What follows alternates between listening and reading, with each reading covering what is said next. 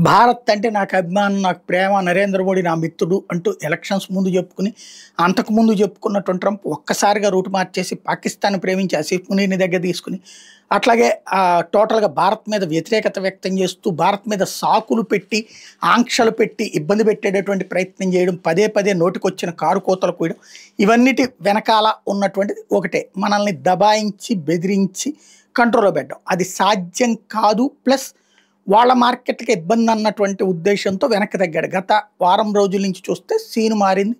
Trump వ్యవహార శైలిలో మార్పొచ్చింది. అట్నుంచి వాణిజ్య చర్చలను తనే ప్రకటించి, ఇక్కడికి బృందాన్ని కూడా పంపించడం. అట్ ద సేమ్ టైమ్ మోడీతో మాట్లాడడానికి చూస్తున్నానంటూ మాట్లాడుకురావడం. భారత్ మీద విమర్శల పదును తగ్గింది. విమర్శలు తగ్గల. ఆడెవడో నెవరో అనేవాడు మాత్రం వాగుతూనే ఉన్నాడు. ట్రంప్ వ్యాఖ్యలు రోజు పాకిస్తాన్‌తో చర్చలు నేనే జరిపించాను ఇట్లాంటియన్నీ కొంతవరకు ఒక 100కి 70% దగ్గర, ఇంకా 30% ఉంది అమెరికా దగ్గర. అదే సందర్భంలో ఐక్యరాజ్యసమితి సమావేశానికి అమెరికా వెళ్లాల్సిన మోడీ క్యాన్సిల్ చేసుకుని జయశంకర్‌ని పంపించారు.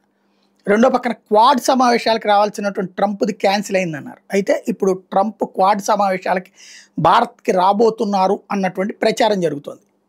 ఏదైతే కమ్యూనికేషన్ గ్యాప్ ఇండియా, అమెరికాల మధ్య వచ్చిందో అది కంట్రోల్ చేయడం తన బాధ్యత అన్నటువంటిది ఆయన వెనకాల ఉండేటటువంటి మార్గనిర్దేశకులు చెప్పారన్నమాట వినబడుతోంది. ఏం జరుగుతుందో చూడాలి.